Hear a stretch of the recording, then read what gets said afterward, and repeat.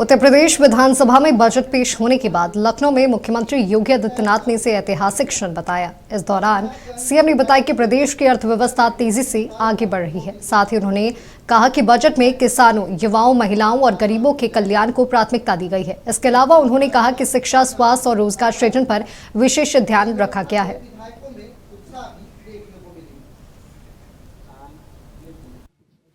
तकनीकी निवेश से समृद्ध होता उत्तर प्रदेश के लिए समर्पित यह बजट 9 वर्ष के नवनिर्माण की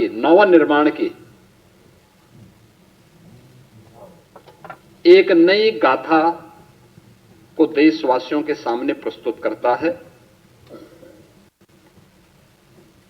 बजट की जो हाइलाइट्स हैं, जो आपने देखा है, इसमें 43,565 करोड़ रुपए से अधिक की धनराशि केवल नई योजनाओं के लिए इस बजट में उसमें प्रस्तावित की गई हैं। दूसरा, 2 लाख करोड़ रुपए से अधिक की राशि कैपिटल एक्सपेंडिचर के लिए है। यानी ये परिसंपत्तियों के नवनिर्माण में, इंफ्रास्ट्रक्चर के डेवलपमेंट में और इकोनॉमी की यानी अर्थव्यवस्था को सुदृढ़ीकरण करने में इसकी बड़ी भूमिका होती है और यहीं से रोजगार का सृजन भी होता है। ये रोजगार सृजन में भी एक बड़ी भूमिका का निर्वहन करता है। ये बजट का मुख्य हाइलाइट्स है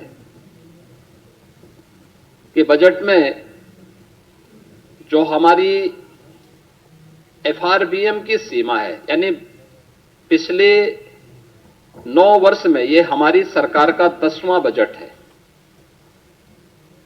और पहली बार हुआ है जब किसी मुख्यमंत्री को 10वां बजट प्रस्तुत करने का अवसर प्राप्त हुआ है यूपी जैसे राज्य में।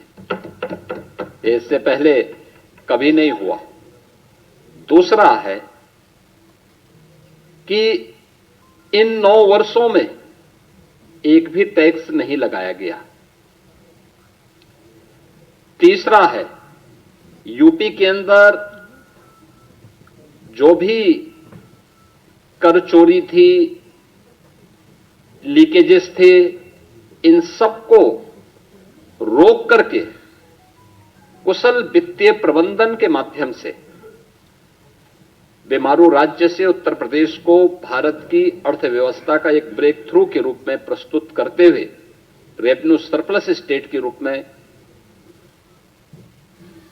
प्रस्तुत करने में सफलता प्राप्त हुई है। जो बड़ी घोषणाएं हुई हैं, उन बड़ी घोषणाओं में जो बहुत महत्वपूर्ण सेक्टर है कि उत्तर प्रदेश सरकार जहां पे चल रहा है, आपने देखा होगा उत्तर प्रदेश राज्य में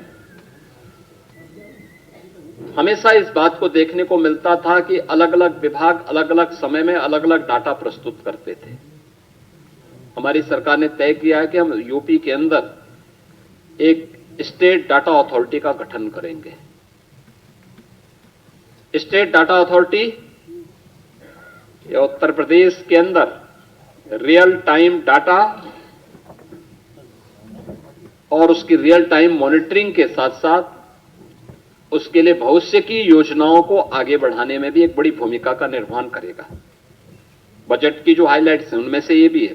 दूसरा, इमर्जिंग टेक्नोलॉजी और डीप टेक के लिए एआई मिशन की घोषणा, यह भी इस बजट के अंदर है, जिससे युवाओं के लिए स्किल युवा को अधिक से अधिक जॉब हम उपलब्ध करवा सकें। इसके लिए उनकी स्किलिंग की प्लानिंग भी इस बजट में, उसका महिला उद्यमी उत्पाद और विपणन केंद्र के रूप में उसे विकसित करना, सी मार्ट के रूप में लोकल स्तर पर एसएचजीज के माध्यम से उन महिलाओं को प्रोत्साहित करने के लिए एक बड़ी घोषणा ये भी है, जिसमें स्थानीय स्तर की महिलाएं एसएचजीज के माध्यम से जो अपना लोकल गांव में, शहरी क्षेत्र में अपना प्रोडक्ट बनाती हैं, महिला स्वयंसेवी समूहों को प्रोत्साहित करने के लिए स्कीम एक महत्वपूर्ण भूमिका का निर्वहन करेगा कि अन्नदाता किसान, यह अन्नदाता केवल लाभार्थी नहीं है, ये विकास का भागीदार है। अब अन्नदाता से उसे उद्यमी बनाने की दिशा में नए प्रयास क्या हो सकते हैं, इस दिशा में एक नए प्रयास, इस विकास की यात्रा में प्रदेश का अन्नदाता भी सक्रिय साझेदार बने, इस दिशा से कृषि को इनकम बेस्ड और वैल्यू एडिशन मॉडल के रूप में प्रस्तुत करने के लिए इस अधिक जानकारियों के साथ हमारे ब्यूरो हेड अजय सिंह हमारे साथ जुड़े हुए हैं। अजय, आज यूपी विधानसभा में 10वां बजट पेश हुआ है और इसे ऐतिहासिक भी बताया जा रहा है, क्या कुछ कहेंगे आप इस पर? देखिए माधवी, आपको बता दें कि जिस तरीके से बजट को लेके बताया जा रहा है कि सबसे बड़ा बजट है, और कहीं ना कहीं माना भी यही जा रहा है कि जिस तरीके से उत्तर प्रदेश के मुख्यमंत्री योगी आदित्यनाथ ने प्रेस कॉन्फ्रेंस करके कहा कि 9 वर्ष का नवनिर्माण है ये, तो कहीं ना कहीं जो वो बोलते हैं तो उसमें कहीं ना कहीं ये लगता है कि उनका जो है सत्यार्थ है, जो वो बोल रहे हैं वो एकदम सत्य है। तो आपको बता दें माधवी कि कहीं ना कहीं जो बजट है वो आम के लिए भी है और खास के लिए भी है। सीधे सीधे आपको बता दें कि उन्होंने किसी व्यक्ति को जो है इस बजट से छोड़ा नहीं है। आपको बता दें, फिर चाहे वो कामगार रोजगार महिलाएं हों या फिर आप किसानों की बात कर लीजिए, क्योंकि उन्होंने कहा कि अन्नदाता जो है जब तक हमारा अन्नदाता अन्न उगाएगा नहीं तब तक हम करेंगे क्या। तो कहीं ना कहीं सीधे सीधे अगर बात कर ले माधवी, तो कृषि प्रधान देश कहा जाता है अपना भारत, और अगर उत्तर प्रदेश की बात कर लें तो उत्तर प्रदेश का अधिकांश भाग जो है वो कृषि से निर्भर करता है। तो कहीं ना कहीं उन्होंने इसको भी देखते हुए कृषि के लिए भी जो है बजट में अहम जगह रखी है। वहीं अगर बात कर लें एक्सप्रेस वे को लेकर, तो एक्सप्रेस वे को लेकर भी उन्होंने बात की है, एक्सप्रेस वे के लिए भी बजट निर्धारित किया है। वहीं जो बेटियां थी, बेटियों की शादी में जो 51 लाख रुपए दिए जाते थे उसको बढ़ाकर उसकी धनराशि 1 लाख रुपए कर दी है।